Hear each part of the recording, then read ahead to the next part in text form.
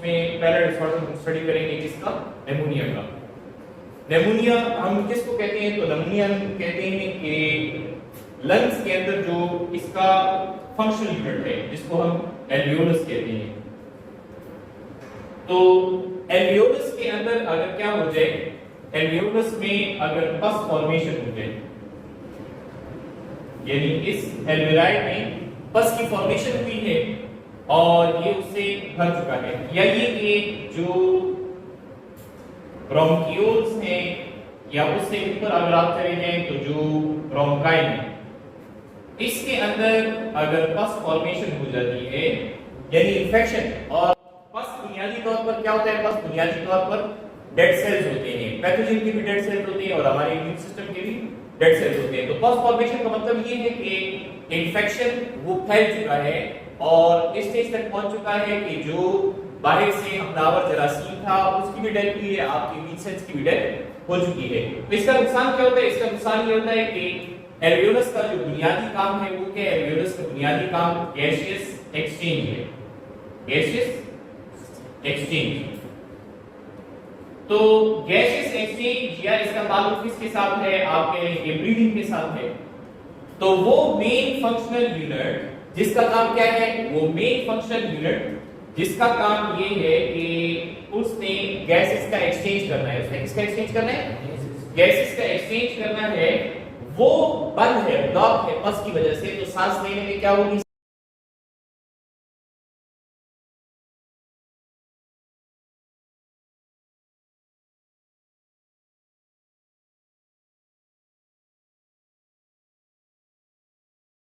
हमने लिखा कि लंग्स या क्या, लंग्स या लोअर रेस्पिरेटरी ट्रैक्ट का डिसऑर्डर जो कि किसकी वजह से हुआ, which is characterized by pus formation हुई है, क्या हुई है, पस फॉर्मेशन, पस बन चुका है। अब ये किस में हो सकता है, एल्वियोलाई में भी हो सकता है, ब्रोंकियोल्स के अंदर एल्वियोलाई और ब्रोंकियोल्स एक साथ जुड़े हुए हैं, इससे ऊपर आ जाए तो ब्रोंकाई में आएगा, या ये इंटरस्टिशियल सेल। अब ये किन इंटरस्टिशियल सेल्स की बात हो रही है, तो ये उन इंटरस्टिशियल सेल्स की बात हो रही है जो कि एल्वियोलाई के बाहर मौजूद होते हैं, सेल्स सराउंड एल्वियोलाई। एल्वियोलाई के बाहर जो इंटरस्टिशियल सेल मौजूद होते हैं उसके अंदर इन्फेक्शन हो सकता है। असल में ये जो दो चीजें हैं यानी एल्वियोलाई और साथ में ब्रोंकियोल्स, एल्वियोलाई और इसके साथ क्या है, एल्वियोलाई और इसके साथ जो ब्रोंकियोल्स है, तो इसके लिए वर्ड यूज होता है लंग पेरेन्काइमा। इसका वर्ड यूज होता है लंग पेरेन्काइमा। सो लंग पेरेन्काइमा के इन्फेक्शन का नाम क्या है, लंग पेरेन्काइमा के इन्फेक्शन का नाम निमोनिया है, ठीक है। अब इसके कॉजल एजेंट यानी ये कि वो कौन से तरह का जरासीम है जिसकी वजह से निमोनिया हो सकता है।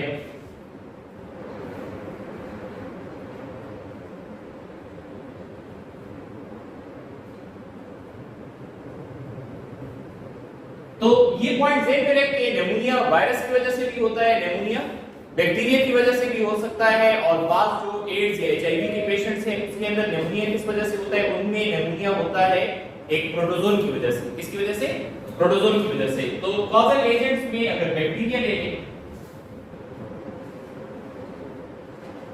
बैक्टीरिया में सबसे कॉमन स्ट्रेप्टोकोकस निमोनिया है।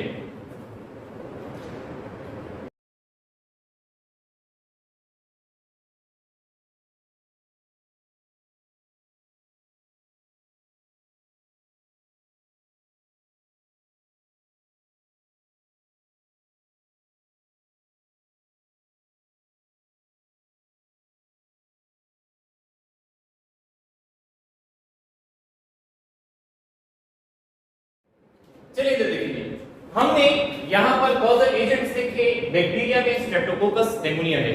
स्ट्रेप्टोकोकस निमोनिया चूंकि इस बैक्टीरिया की शेप क्या है, कोकस स्फेरिकल शेप है, समझ आ गई।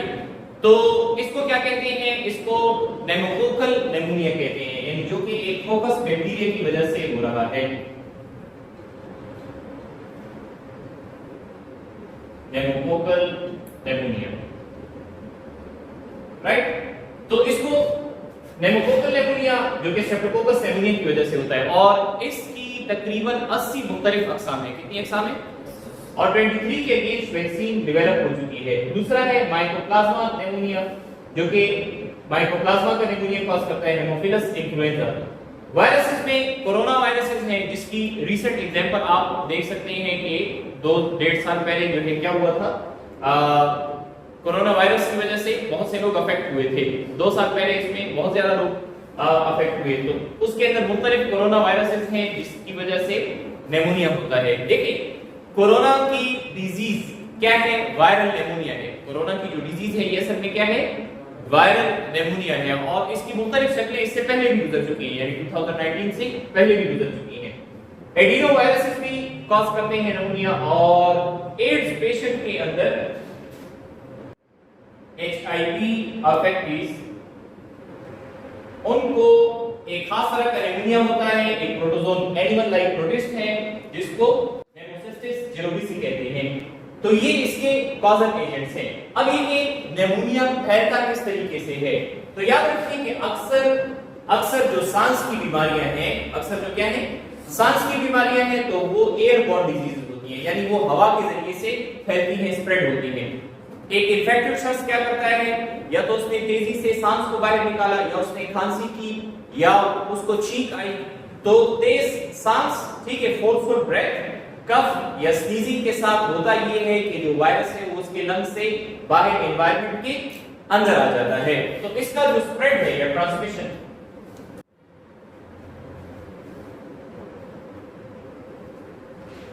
तो ट्रांसमिशन के साथ आप देखते हैं कि ये क्या है, दिस इज एयरबॉर्न डिजीज। और इसकी ट्रांसमिशन कैसे होती है, तो सपोज दैट वी से कि एक शख्स मुतासिर है, इन्फेक्टेड पर्सन। सो इन्फेक्टेड पर्सन से क्या होगा, इन्फेक्टेड पर्सन अगर क्या करता है, अगर ये स्नीज, कफ या फोर्सफुल ब्रेथ इससे आ जाएगा किसमें, एयर में, और एयर इफ ये एयर क्या है, अब ये एयर वायरस से या बैक्टीरिया से कंटेमिनेटेड है, यानी हवा जो है वो साफ नहीं है, उस बीमार शख्स की छींक की वजह से हवा उस जरासीम से भर चुकी है।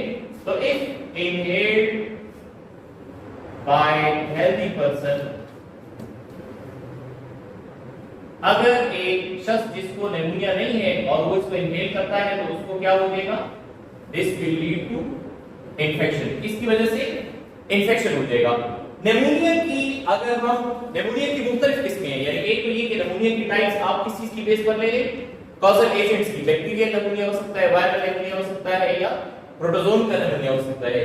फिर ये कि एनाटॉमी की, लंग एनाटॉमी की बेस पर अगर निमोनिया की टाइप्स की तरफ आए तो 3 तरह का निमोनिया होता है। एक को हम कहते हैं ब्रोंकोनिमोनिया, ब्रोंकोनिमोनिया, और दूसरे को हम क्या कहते हैं, lobar pneumonia. Third one is called as interstitial pneumonia. Right, अब देखिए ब्रोंकोनिमोनिया इसको कहते हैं कि जो ब्रोंकाई के एंड्स हैं या ब्रोंकाई के साथ पैचेस बन जाते हैं, दाग धब्बे बन जाते हैं, और ब्रोंकाई के पास के जो एरियाज हैं वहां पर जो भी पैथोजन है उसने इन्फेक्शन कॉज किया हुआ है। तो अगर एक्सरे वगैरह जो है उसके अंदर ऑब्जर्वेशन की जाएगी तो ब्रोंकाई के बाहर क्या होंगे, ब्रोंकाई के बाहर मुख्तलिफ किस्म के पैचेस नजर आएंगे, इसको ब्रोंकोनिमोनिया कहते हैं। लोबर निमोनिया क्या होता है, तो लोबर निमोनिया को समझने के लिए आप अगर लंग्स वाला लेक्चर देखें तो आपको ज्यादा पहले समझ आ जाएगी कि लंग्स की डिवीजन कैसे होती है। ह्यूमन बॉडी में 2 लंग्स हैं और 2 लंग्स फर्दर डिवाइडेड हैं इनटू लोब्स, और हर लोब के अंदर फिर क्या होते हैं, हर लोब के अंदर जैसे एक ये क्या है, ये एक लॉब्यूल है, ये क्या है लॉब्यूल, और बहुत सारे लॉब्यूल मिलकर एक लोब बनाते हैं। जैसे ये क्या है, दिस इज सुपीरियर लोब, ये मीडियन लोब है, और ये क्या है, दिस इज इंफीरियर लोब। जो लेफ्ट लंग है उसमें सिर्फ 2 लोब्स होते हैं। तो निमोनिया के बारे में ये बात ज़हन में रहे कि निमोनिया का जो इन्फेक्शन है ये क्या हो सकता है, निमोनिया का जो इन्फेक्शन है this is localized infection, localized as well general. Localize, अक्सर ये लोकलाइज होगा, यानी जो निमोनिया का इंफेक्शन है वो किसको हो जाएगा, मिसाल के तौर पे ये जो इंफीरियर लोब है सिर्फ ये एक लोब मुतासिर है, सिर्फ क्या है, एक लोब। एक और डिवीजन लोब्यूलर निमोनिया की भी की जाती है, जो बिल्कुल आप कहेंगे इब्तिदाई स्टेज हो सकती है जिसके अंदर सिर्फ एक लोब्यूल मुतासिर होगा।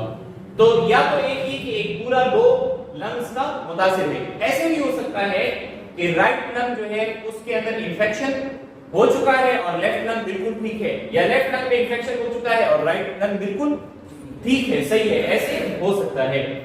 तीसरे तरह का जो इंटरस्टिशियल निमोनिया है तो उसमें होता ये कि एल्वेलाई के बाद में जो इंटरस्टिशियल सेल होते हैं वो सारे के सारे मुतासिर हो जाते हैं, वो सारे के सारे क्या होते हैं, अफेक्ट होते हैं, मुतासिर हो जाते हैं और ये इंफेक्शन पूरे लंग्स के ऊपर यानी एल्वेलाई के इर्द-गिर्द जितने भी इंटरस्टिशियल सेल्स हैं उस सारे में ये फैल जाता है या स्प्रेड हो जाता है। अच्छा, निमोनिया जो है इसकी यानी इसके सिम्टम्स क्या होंगे, इसकी अलामत वो क्या होंगी, कैसे आप पता करेंगे कि ये निमोनिया का इंफेक्शन है।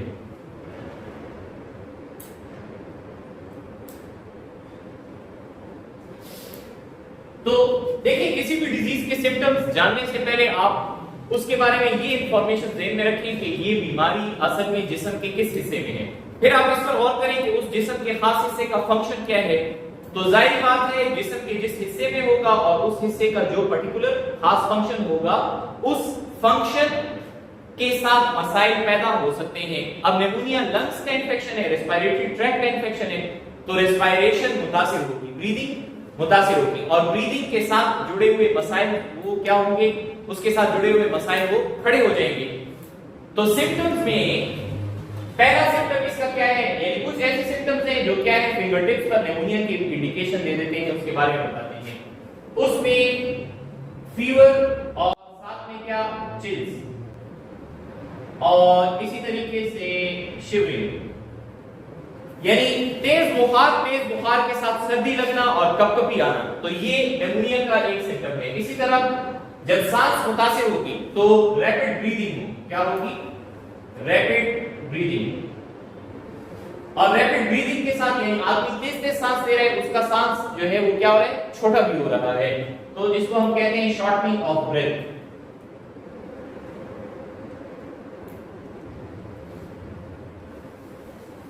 इसी तरह एक और सिम्टम इसका क्या होगा, जाहिर बात है जब सांस मुतासिर हो गई, जब क्या हुआ, जब सांस मुतासिर हुई है एल्वेलाई के अंदर पस फॉर्मेशन हो गई है तो ये क्या प्रोड्यूस करेगा, खांसी प्रोड्यूस करेगा, कफ, ड्राई या फिर अगर सीवियर स्टेज होगी तो प्रोडक्टिव कफ। इसी तरीके से जब गैसेस का एक्सचेंज प्रॉपर तरीके से नहीं होगा और बॉडी के टिश्यूज को ऑक्सीजन नहीं मिलेगा तो इससे एक कमजोरी पैदा होगी, सही, तो उसकी वजह से थकावट सी महसूस होना, फटीग, और बाद में मसल एक्स, जो पट्टे हैं इनके अंदर भी दर्द होना शुरू हो जाएगा। So these are the symptoms of क्या, these are the symptoms of pneumonia. Pneumonia के सिम्टम्स थोड़े थोड़े वेरी करते हैं, किसमें, बैक्टीरियल, वायरल और जो प्रोटोजोन का निमोनिया है उसमें। अब आते हैं इसकी ट्रीटमेंट की तरफ, निमोनिया की ट्रीटमेंट कैसे की जाएगी। तो देखिए निमोनिया की ट्रीटमेंट क्या है, निमोनिया की ट्रीटमेंट अगर तो बैक्टीरियल निमोनिया है, अगर तो क्या है, बैक्टीरियल निमोनिया है, सो बैक्टीरियल निमोनिया के अंदर एंटीबायोटिक्स दिए जाते हैं। क्या दिए जाते हैं, एंटीबायोटिक्स दिए जाते हैं, जैसे मिसाल के तौर पे पेनिसिलिन है और टेट्रासाइक्लिन एक्सेट्रा। इसी तरीके से अगर वायरल निमोनिया है, अगर क्या है, वायरल है, तो वायरल निमोनिया को कोई इलाज नहीं है। बुखार वगैरह को कंट्रोल करने के लिए एंटीबायोटिक्स दिए जाएंगे, खांसी के लिए डिकंजेस्टेंट्स दिए जाएंगे, और साथ में क्या है, मरीज की खुराक बेहतर करने और ज्यादा से ज्यादा पानी और फ्लूइड्स का इंटेक एडवाइस किया जाएगा। एंटीबायोटिक्स वो मेडिसिन होती है जो पायरेक्सिया यानी बुखार को कंट्रोल करती है।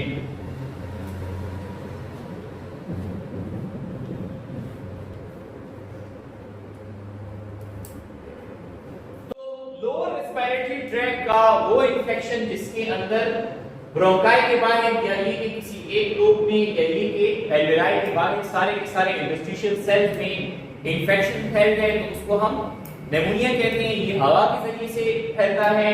इसके सिम्टम्स में तेज बुखार, कपकपी, सर्दी लगना, खांसी, सांस का छोटा होना, बाद में कमजोरी, थकावट सी महसूस करना, तो ये सारे इसके सिम्टम्स हैं। अगर बैक्टीरियल होगा तो एंटीबायोटिक्स इसको कंट्रोल करेंगे और अगर वायरल है तो उसके लिए एहतियात की जाएगी। बुखार को कंट्रोल करने के लिए एंटीबायोटिक्स, कफ सिरप वगैरह दिए जाएंगे और पेशेंट जो है वो फ्लूइड का इंटेक इंक्रीज कर देगा, बढ़ा देगा और साथ में अपनी खुराक बेहतर करेगा ताकि उसका इम्यून खुद उसका जो अपना इम्यून सिस्टम है वो इसके खिलाफ काम कर सके। इसकी इम्यूनाइजेशन क्या है? तो इसकी इम्यूनाइजेशन होगी वैक्सीन के जरिए। किसके जरिए होगी? वैक्सीन, यानी बीमारी के बाद या बीमारी से पहले। जैसे कोरोना वायरस की वजह से क्या था, नोवल कोरोना वायरस डिजीज थी कोविड-19, तो ये एक टाइप ऑफ निमोनिया था, उसके अगेंस्ट हम सब ने क्या लिए? वैक्सीन लिए। तो वैक्सीन क्या करता है? वैक्सीन आपको आपके इम्यून सिस्टम को एक्टिव कर देता है, आपके डिफेंसेस को एक्टिव करता है, जिसको हम इम्यूनाइजेशन कहते हैं।